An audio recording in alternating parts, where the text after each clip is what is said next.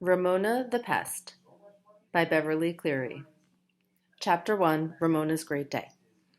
I am not a pest, Ramona Quimby told her big sister, Beezus. Then stop acting like a pest, said Beezus, whose real name was Beatrice. She was standing by the front window waiting for her friend Mary Jane to walk to school with her. I am not acting like a pest. I'm singing and skipping, said Ramona, who had only recently learned to skip with both feet. Ramona did not think she was a pest. No matter what others said, she never thought she was a pest. The people who called her a pest were always bigger, and so they could be unfair. Ramona went on with her singing and skipping. This is a great day, a great day, a great day, she sang, and to Ramona, who was feeling grown up in a dress instead of play clothes, this was a great day, the greatest day of her whole life. No longer would she have to sit on her tricycle watching Beezus and Henry Huggins and the rest of the boys and girls in the neighborhood go off to school. Today, she was going to school too. Today, she was going to learn to read and write and do all the things that would help her catch up with Beezus. Come on, Mama, urged Ramona, pausing in her singing and skipping. We don't want to be late for school. Don't pester, Ramona, said Mrs. Quimby. I'll get you there in plenty of time. I'm not pestering, protested Ramona, who never meant to pester. She was not a slowpoke grown-up. She was a girl who could not wait. Life was so interesting she had to find out what happened next. Then Mary Jane arrived. Mrs. Quimby, would it be all right if Beezus and I take Ramona to kindergarten? She asked. No, said Ramona instantly. Mary Jane was one of those girls who always wanted to pretend she was a mother and who always wanted Ramona to be the baby. Nobody was going to catch Ramona being a baby on her first day of school. Why not? Mrs. Quimby asked Ramona. You could walk to school with Beezus and Mary Jane just like a big girl. No, I couldn't. Ramona was not fooled for an instant. Mary Jane would talk in that silly voice she used when she was being a mother and take her by the hand and help her across the street, and everyone would think she really was a baby. Please, Ramona, coaxed Beezus. It would be lots of fun to take you in and introduce you to the kindergarten teacher. No, said Ramona and stamped her foot. Beezus and Mary Jane might have fun, but she wouldn't. Nobody but a genuine grown-up was going to take her to school. If she had to, she would make a great big noisy fuss, and when Ramona made a great big noisy fuss, she usually got her own way. Great big noisy fusses were often necessary when a girl was the youngest member of the family and the youngest person on her block. All right, Ramona, said Mrs. Quimby. Don't make a great big noisy fuss. If that's the way you feel about it, you don't have to walk with the girls. I'll take you. Hurry, Mama, said Ramona happily as she watched Beezus and Mary Jane go out the door. But when Ramona finally got her mother out of the house, she was disappointed to see one of her mother's friends, Mrs. Kemp, approaching her with her son Howie and his little sister Willa Jean, who was riding in a stroller. Hurry, Mama, urged Ramona, not wanting to wait for the Kemps. Because their mothers were friends, she and Howie were expected to get along with one another. Hi there, Mrs. Kemp called out, so of course Ramona's mother had to wait. Howie stared at Ramona. He did not like having to get along with her any more than she liked having to get along with him. Ramona stared back. Howie was a solid-looking boy with curly blonde hair. Such a waste on a boy, his mother often remarked. The legs of his new jeans were turned up, and he was wearing a new shirt with long sleeves. He did not look the least bit excited about starting kindergarten. That was the trouble with Howie, Ramona felt. He never got excited. Straight-haired Willa Jean, who was interesting to Ramona because she was so sloppy, blew out a mouthful of wet Zwieback crumbs and laughed at her cleverness. Today my baby leaves me, remarked Mrs. Quimby with a smile, as the little group proceeded down Klickitat Street toward Glenwood School. Ramona, who enjoyed being her mother's baby, did not enjoy being called her mother's baby, especially in front of Howie. They grow up quickly, observed Mrs. Kemp. Ramona could not understand why grown-ups always talked about how quickly children grew up. Ramona thought growing up was the slowest thing there was, slower even than waiting for Christmas to come. She had been waiting years just to get to kindergarten, and the last half hour was the slowest part of all. When the group reached the intersection nearest Glenwood School, Ramona was pleased to see that Beezus' friend Henry Huggins was the traffic boy in charge of that particular corner.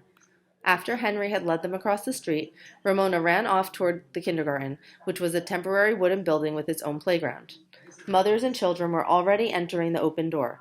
Some of the children looked frightened, and one girl was crying. We're late, cried Ramona. Hurry! Howie was not a boy to be hurried. I don't see any tricycles, he said critically. I don't see any dirt to dig in. Ramona was scornful. This isn't nursery school. Tricycles and dirt are for nursery school. Her own tricycle was hidden in the garage because it was too babyish for her now that she was going to school. Some big first grade boys ran past, yelling, "Kindergarten babies! Kindergarten babies!" "We are not babies!" Ramona yelled back as she led her mother into the kindergarten. Once inside, she stayed close to her. Everything was so strange, and there was so much to see. The little tables and chairs, the row of cupboards, each with a different picture on the door, the play stove, and the wooden blocks big enough to stand on. The teacher, who was new to Glenwood School, turned out to be so young and pretty she could not have been a grown-up very long. It was rumored she had never taught school before. "Hello, Ramona. My name is Miss Binney," she said, speaking each syllable distinctly as she pinned Ramona's name to her dress. "I am so glad you have come to kindergarten." Then she took Ramona by the hand and led her to one of the little tables and chairs. "Sit here for the present," she said with a smile. A present, thought Ramona, and knew at once that she was going to like Miss Binney. "Goodbye, Ramona," said Mrs. Quimby. "Be a good girl." As she watched her mother walk out the door, Ramona decided school was going to be even better than she had hoped. Nobody had told her that she was going to get a present the very first day. What kind of present could it be, she wondered, trying to remember if Beezus had ever been given a present by her teacher. Ramona listened carefully while Miss Binney showed Howie to a table, but all her teacher said was, "Howie, I would like you to sit here." Well, thought Ramona, not everyone is going to get a present, so Miss Binney must like me best. Ramona watched and listened as the other boys and girls arrived, but Miss Binney did not tell anyone else he was going to get a present if he sat in a certain chair. Ramona wondered if her present would be wrapped in fancy paper and tied with a ribbon like a birthday present. She hoped so. As Ramona sat waiting for her present, she watched the other children being introduced to Miss Binney by their mothers. She found 2 members of the morning kindergarten especially interesting. One was a boy named Davy, who was small, thin, and eager. He was the only boy in class in short pants, and Ramona liked him at once. She liked him so much, she decided she would like to kiss him. The other interesting person was a big girl named Susan. Susan's hair looked like the hair on the girls in the pictures of the old-fashioned stories Beezus liked to read. It was reddish-brown and hung in curls like springs that touched her shoulders and bounced as she walked. Ramona had never seen such curls before. All the curly-haired girls she knew wore their hair short. Ramona put her hand to her own short, straight hair, which was an ordinary brown, and longed to touch that bright, springy hair. She longed to stretch one of those curls and watch it spring back. "Boing!" thought Ramona, making a mental noise like a spring on a television cartoon and wishing for thick, springy, boing-boing hair like Susan's. Howie interrupted Ramona's admiration of Susan's hair. "How soon do you think we get to go out and play?" he asked. "Maybe after Miss Binney gives me the present," Ramona answered. "She said she was going to give me one." "How come she's going to give you a present?" Howie wanted to know. "She didn't say anything about giving me a present." "Maybe she likes me best," said Ramona. This news did not make Howie happy. She turned to the next boy and said, "She's going to get a present." Ramona wondered how long she would have to sit there to get the present. If only Miss Binney understood how hard waiting was for her. When the last child had been welcomed and the last tearful mother had departed, Miss Binney gave a little talk about the rules of kindergarten and showed the class the door that led to the bathroom. Next, she assigned each person a little cupboard. Ramona's cupboard had a picture of a yellow duck on the door, and Howie's had a green frog. Miss Binney explained that their hooks in the cloakroom were marked with the same pictures. Then she asked the class to follow her quietly into the cloakroom to find their hooks. Difficult though waiting was for her, Ramona did not budge. Miss Binney had not told her to get up and go into the cloakroom for her present. She had told her to sit for the present, and Ramona was going to sit until she got it. She would sit as if she were glued to the chair. Howie scowled at Ramona as he returned from the cloakroom and said to another boy, "The teacher is going to give her a present." Naturally, the boy wanted to know why. "I don't know," admitted Ramona. "She told me that if I sat here, I would get a present. I guess she likes me best." By the time Miss Binney returned from the cloakroom, word had spread around the classroom that Ramona was going to get a present. Next, Miss Binney taught the class the words of a puzzling song about the Donzer Lee light, which Ramona did not understand because she did not know what a donzer was.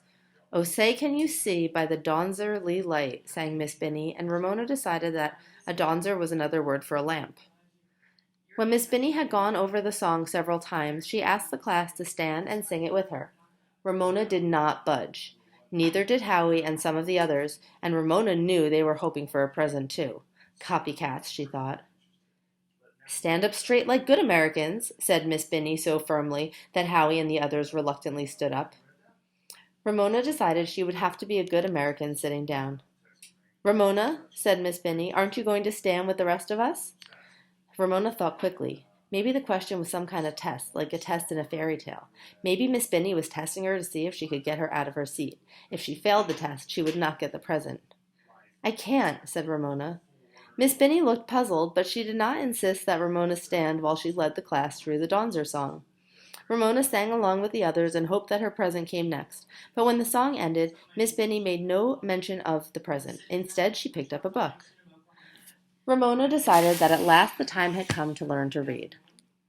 Miss Binny stood in front of her class and began to read aloud from Mike Mulligan and His Steam Shovel, a book that was a favorite of Ramona's because, unlike so many books for her age, it was neither quiet and sleepy nor sweet and pretty. Ramona, pretending she was glued to her chair, enjoyed hearing the story again and listened quietly with the rest of the kindergarten to the story of Mike Mulligan's old-fashioned steam shovel, which proved its worth by digging the basement for the new town hall of Poppersville in a single day, beginning at dawn and ending when the sun went down. As Ramona listened, a question came into her mind, a question that had often puzzled her about the books that were read to her. Somehow, books always left out one of the most important things anyone would want to know. Now that Ramona was in school, and school was a place for learning, perhaps Miss Binny could answer the question. Ramona waited quietly until her teacher had finished the story, and then she raised her hand the way Miss Binny had told the class they should raise their hands when they wanted to speak in school. Joey, who did not remember to raise his hand, spoke out. That's a good book. Miss Binny smiled at Ramona and said, I like the way Ramona remembers to raise her hand when she has something to say. Yes, Ramona? Ramona's hope soared. Her teacher had smiled at her. Miss Binny, I want to know, how did Mike Mulligan go to the bathroom when he was digging in the basement of the town hall? Miss Binny's smile seemed to last longer than smiles usually last. Ramona glanced uneasily around her and saw that others were waiting with interest for the answer. Everyone wanted to know how Mike Mulligan went to the bathroom. Well, said Miss Binny at last, I don't really know, Ramona. The book doesn't tell us. I always wanted to know, too, said Howie without raising his hands, and others murmured in agreement. The whole class, it seemed, had been wondering how Mike Mulligan went to the bathroom. Maybe he stopped the steam shovel and climbed out of the hole he was digging and went to a service station, suggested a boy named Eric. He couldn't. The book said he had to work as fast as he could all day, Howie pointed out. It doesn't say he stopped. Miss Binny faced the 29 earnest members of the kindergarten, all whom wanted to know how Mike Mulligan went to the bathroom. Boys and girls, she began, and spoke in her clear, distinct way. The reason the book does not tell us how Mike Mulligan went to the bathroom is that it is not an important part of the story. The story is about digging the basement of the town hall, and that is what the book tells us. Miss Binny spoke as if this explanation ended the matter, but the kindergarten was not convinced. Ramona knew, and the rest of the class knew, that knowing how to go to the bathroom was important. They were surprised that Miss Binny did not understand, because she had showed them the bathroom the very first thing. Ramona could see there were some things she was not going to learn in school, and along with the rest of the class, she stared reproachfully at Miss Binny. The teacher looked embarrassed, as if she knew she had disappointed her kindergarten. She recovered quickly, closed the book, and told the class that if they would walk quietly out to the playground, she would teach them a game called Gray Duck. Ramona did not budge. She watched the rest of the class leave the room and admired Susan's boing-boing curls as they bounced about her shoulders, but she did not stir from her seat. Only Miss Binny could unstick the imaginary glue that held her there. Don't you want to learn how to play Gray Duck, Ramona? Miss Binny asked. Ramona nodded. Yes, but I can't. Why not? Asked Miss Binny. I can't leave my seat, said Ramona. When Miss Binny looked blank, she added, because of the present. What present? Miss Binny seemed so genuinely puzzled that Ramona became uneasy. The teacher sat down in the little chair next to Ramona's and said, Tell me why you can't play Gray Duck. Ramona squirmed, worn out with waiting. She had an uneasy feeling that something had gone wrong someplace. I want to play Gray Duck, but you... She stopped, feeling that she might be about to say the wrong thing. But I what? Asked Miss Binny. Well, you said that if I sat here, I would get a present, said Ramona at last. But you didn't say how long I had to sit here. If Miss Binny had looked puzzled before, she now looked baffled. Ramona, I don't understand, she began. Yes, you did, said Ramona, nodding. You told me to sit here for the present, and I've been sitting here ever since school started, and you haven't given me the present. Miss Binny's face turned red, and she looked so embarrassed that Ramona felt completely confused. Teachers were not supposed to look that way. Miss Binny spoke gently. Ramona, I'm afraid we've had a misunderstanding. Ramona was blunt. You mean I don't get a present? I'm afraid not, admitted Miss Binny. You see, for the present means for now. I meant that I wanted you to sit here for now, because later I may have the children sit at different desks. Oh. Ramona was so disappointed she had nothing to say. Words were so puzzling. Present should mean a present, just as a tack should mean to stick tacks in people. By now, all the children were crowding around the door to see what had happened to their teacher. I'm so sorry, said Miss Benny. It's all my fault. I should have used different words. That's all right, said Ramona, ashamed to have the class see that she was not going to get a present after all. All right, class, said Miss Benny briskly. Let's go outside and play Grey Duck. You too, Ramona. Grey Duck turned out to be an easy game, and Ramona's spirits recovered quickly from her disappointment. The class formed a circle, and the person who was it tagged someone who had to chase him around the circle. If it was caught before he got back to the empty space in the circle, he had to go in the center of the circle, which was called the mush pot, and the person who caught him became it. Ramona tried to stand next to the girl with the springy curls, but instead she found herself beside Howie. I thought you were going to get a present, gloated Howie. Ramona merely scowled and made a face at Howie, who was it, but quickly landed in the mush pot because his new jeans were so stiff they slowed him down. Look at Howie in the mush pot, crowed Ramona. Howie looked as if he were about to cry, which Ramona thought was silly of him. Only a baby would cry in the mush pot. Me, somebody tag me, thought Ramona, jumping up and down. She longed for a turn to run around the circle. Susan was jumping up and down too, and her curls bobbed enticingly. At last, Ramona felt a tap on her shoulder. Her turn had come to run around the circle. She ran as fast as she could to catch up with the sneakers pounding on the asphalt ahead of her. The boing boing curls were on the other side of the circle. Ramona was coming closer to them. She put out her hand. She took a hold of a curl, a thick, springy curl. Yow! Screamed the owner of the curls. Startled, Ramona let go. She was so surprised by the scream that she forgot to watch Susan's curl spring back. Susan clutched her curls with one hand and pointed at Ramona with the other. That girl pulled my hair! That girl pulled my hair! Ow, ow, ow! Ramona felt that Susan did not have to be so touchy. She had not meant to hurt her. She only wanted to touch that beautiful springy hair that was so different from her own straight brown hair. Ow, ow, ow! Shrieked Susan, the center of everyone's attention. Baby, said Ramona. Ramona, said Miss Binny, in our kindergarten we do not pull hair. Susan doesn't have to be such a baby, said Ramona. You may go sit on the bench outside the door while the rest of us play our game, Miss Binny told Ramona. Ramona did not want to sit on any bench. She wanted to play Grey Duck with the rest of the class. No, said Ramona, prepared to make a great big noisy fuss. I won't. Susan stopped shrieking. A terrible silence fell over the playground. Everyone stared at Ramona in such a way that she almost felt as if she were beginning to shrink. Nothing like this had ever happened to her before. Ramona, said Miss Binny quietly, go sit on the bench. Without another word, Ramona walked across the playground and sat down on the bench by the door of the kindergarten. The game of Grey Duck continued without her, but the class had not forgotten her. Howie grinned in her direction. Susan continued to look injured. Some laughed and pointed at Ramona. Others, particularly Davy, looked worried as if they had not known such a terrible punishment could be given in kindergarten. Ramona swung her feet and pretended to be watching some workmen who were building a new market across the street. In spite of the misunderstanding about the present, she wanted so much to be loved by her pretty new teacher. Tears came into Ramona's eyes, but she would not cry. Nobody was going to call Ramona Quimby a crybaby. Never. Next door to the kindergarten, two little girls, about 2 and 4 years old, peered solemnly through the fence at Ramona. See that girl? Said the older girl to her little sister. She's sitting there because she's been bad. The 2-year-old looked awed to be in the presence of such wickedness. Ramona stared at the ground. She felt so ashamed. When the game ended, the class filed past Ramona into the kindergarten. You may come in now, Ramona, said Miss Binny pleasantly. Ramona slid off the bench and followed the others. Even though she was not loved, she was forgiven, and that helped. She hoped that learning to read and write came next. Inside, Miss Binny announced that the time had come to rest. This news was another disappointment to Ramona. who felt that anyone who went to kindergarten was too old to rest. Miss Binny gave each child a mat on which there was a picture that matched the picture on his cupboard door and told him where to spread his mat on the floor.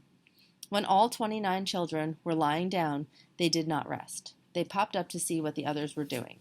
They wiggled, they whispered, they coughed. They asked, "How much longer do we have to rest?" "Shh," said Miss Binny in a soft, quiet, sleepy voice. "The person who rests most quietly will get to be the wake-up fairy." "What's the wake-up fairy?" demanded Howie, bobbing up. "Shh," whispered Miss Binny. "The wake-up fairy tiptoes around and wakes up the class with a magic wand. Whoever is the fairy wakes up the quietest resters first." Ramona made up her mind that she would get to be the wake-up fairy, and then Miss Binny would know that she was not so bad after all. She lay flat on her back with her hands tight to her sides. The mat was thin and the floor was hard, but Ramona did not wiggle. She was sure she must be the best rester in the class because she could hear others squirming around on their mats. Just to show Miss Binny she really and truly was resting, she gave one little snore, not a loud snore, but a delicate snore, to prove what a good rester she was. A scatter of giggles rose from the class, followed by several snores less delicate than Ramona's. They led to more and more, less and less delicate snores until everyone was snoring except the few who did not know how to snore. They were giggling. Miss Binny clapped her hands and spoke in a voice that was no longer soft, quiet, and sleepy. "All right, boys and girls," she said. "This is enough. We do not snore or giggle during rest time." "Ramona started it," said Howie. Ramona sat up and scowled at Howie. "Tattletale," she said in a voice of scorn. Across Howie she saw that Susan was lying quietly with her beautiful curls spread out on her mat and her eyes screwed tight shut. "Well, you did," said Howie. "Children!" Miss Binny's voice was sharp. "We must rest so that we will not be tired when our mothers come to take us home." "Is your mother coming to take you home?" Howie asked Miss Binny. Ramona had been wondering the same thing. "That's enough, Howie!" Miss Binny spoke the way mothers sometimes speak just before dinner time. In a moment she was back to her soft, sleepy voice. "I like the way Susan is resting so quietly," she said. "Susan, you may be the wake-up fairy and tap the boys and girls with this wand to wake them up." The magic wand turned out to be nothing but an everyday yardstick. Ramona lay quietly, but her efforts were of no use. Susan, with her curls bouncing about her shoulders, tapped Ramona last. "It's not fair," Ramona thought. She was not the worst rester in the class. Howie was much worse. The rest of the morning went quickly. The class was allowed to explore the paints and the toys, and those who wanted were allowed to draw with their new crayons. They did not, however, learn to read and write, but Ramona cheered up when Miss Binny explained that anyone who had anything to share with the class could bring it into school the next day for show and tell. Ramona was glad when the bell finally rang and she saw her mother waiting for her outside the fence. Mrs. Kemp and Willa Jean were waiting for Howie, too, and the five started home together. "Right away," Howie said. "Ramona got benched and she's the worst rester in the class." After all that had happened that morning, Ramona found this too much. "Why don't you just shut up?" she yelled at Howie just before she hit him. Mrs. Quimby seized Ramona by the hand and dragged her away from Howie. "Now, Ramona," she said, and her voice was firm, "this is no way to behave on your first day of school." "Poor little girl," said Mrs. Kemp. "She's worn out." Nothing infuriated Ramona more than having a grown-up say, as if she could not hear, that she was worn out. "I'm not worn out," she shrieked. "She got plenty of rest while she was benched," said Howie. "Now, Howie, you stay out of this," said Mrs. Kemp. Then, to change the subject, she asked her son, "How do you like kindergarten?" "Oh, I guess it's all right," said Howie without enthusiasm. "They don't have any dirt to dig in or tricycles to ride." "And what about you, Ramona?" asked Mrs. Quimby. "Do you like kindergarten?" Ramona considered. Kindergarten had not turned out as she had expected. Still, even though she had not been given a present and Miss Binny did not love her, she had liked being with boys and girls her own age. She liked singing the song about the Donzer and having her own little cupboard. "I didn't like it as much as I thought I would," she answered honestly. "But maybe it will get better when we have show and tell."